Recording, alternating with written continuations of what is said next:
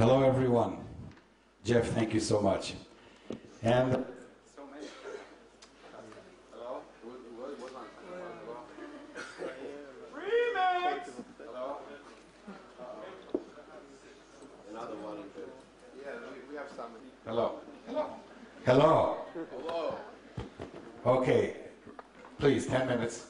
Start it now. Yeah. And Jeff, don't forget to mention our 10 minutes.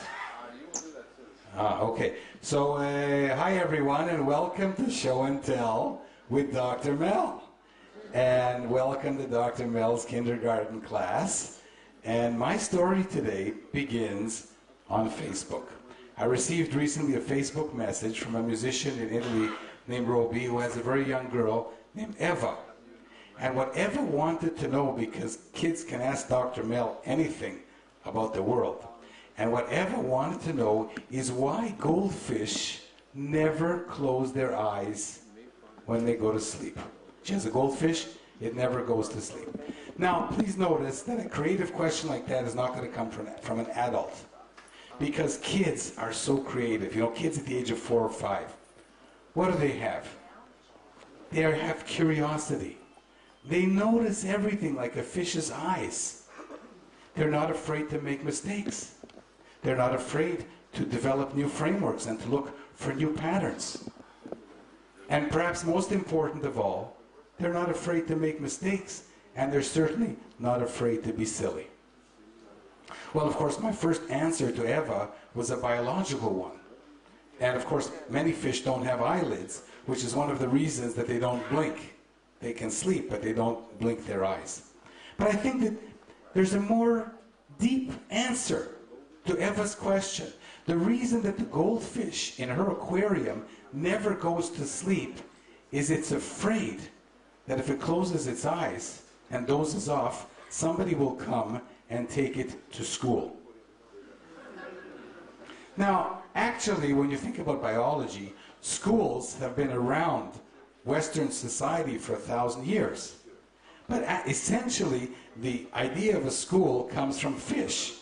And essentially what schools want to do is something very similar. They want to turn us into fish, of course. But if we look at the biology of fish, you know, you have 10,000 herring in the sea. And when one swims to the left, they all swim to the left. And when one swims to the right, they all swim to the right. They're all the same size. And they all look the same color. Now, for 40 or 100 million years, there was a biological reason for this. Because if all the fish, 10,000 fish, looked the same and they had the same color, and they were the same size, a predator would come, and he wouldn't know whom to eat. He'd get kind of famished. Mind you, if you were the mis-fsh, the odd man out, you'd be the first to be predated upon. Which reminds me that I promised you to sing my fish song. So I'm going to have to ask Miles to come up and help me with the microphone. I'm going to need 2 microphones now to sing you the famous fish song. I need 2 microphones now. You know what, just hold 1 microphone. And we'll This is a very nice job.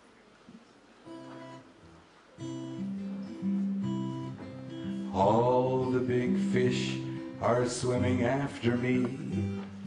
They may catch the others, but they won't catch me. They may catch the others, but they won't catch me. They may catch the others, but they won't.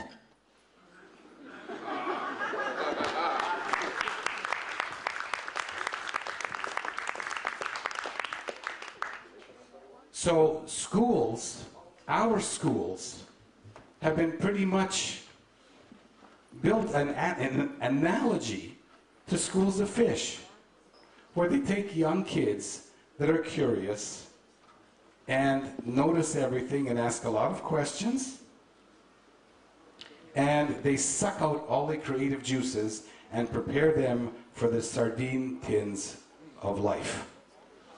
Okay? Now, if I ask you, what is the main thing that is taught in school? What is the most important thing that you learned in school? What would that be? Well, raise your hands, everybody. What is the most important thing? Yes? No. To raise their hand when you Yes, raise your hand. No, Lior. Yes. More answers? Yes. No.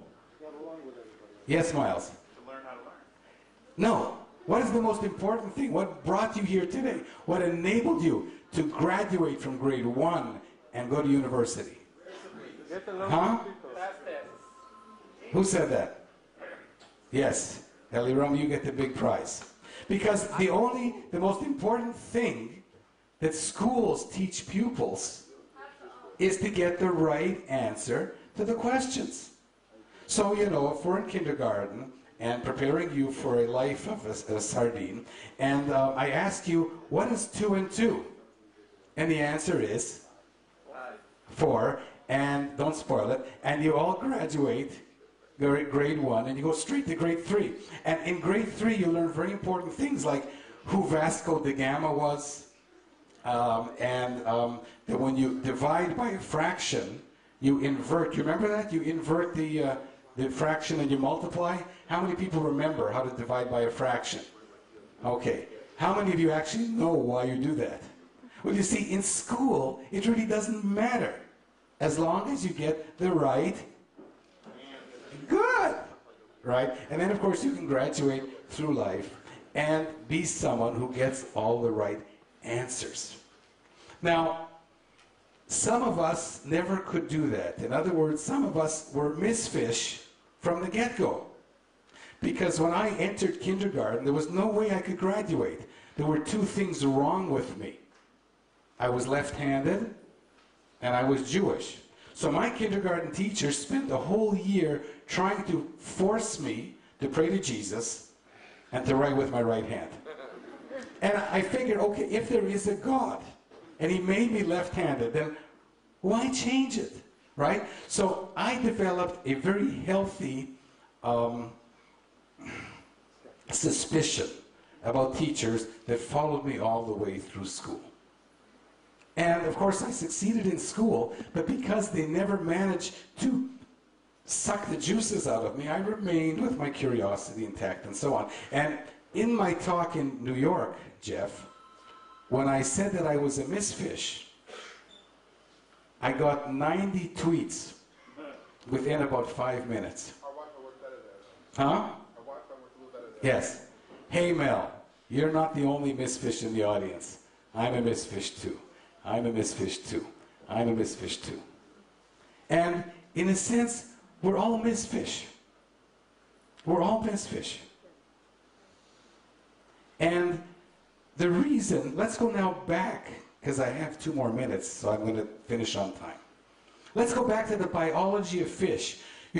Being a herring that was the same color as every other herring, and when they went to the left, they all went to the left, and when they went to the right, and the predators got all famished and didn't know who to attack. Hey, that doesn't work anymore. Because for the past 100 years, mankind has figured it's better to go after the schools than the mis-fsh, right?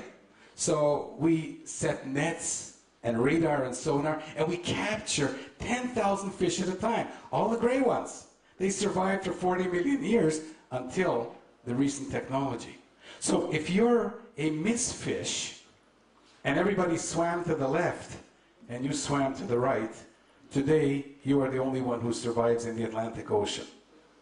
Now, what's happening in modern society? In modern society, because of the new technologies, it's becoming increasingly important to be a mis-fsh. And if we look at the people who have succeeded beyond their wildest dreams in the modern world, we have people who didn't finish school, who didn't fit into the mold. Now, I'm not saying we should trash schools, but we should definitely think about changing them.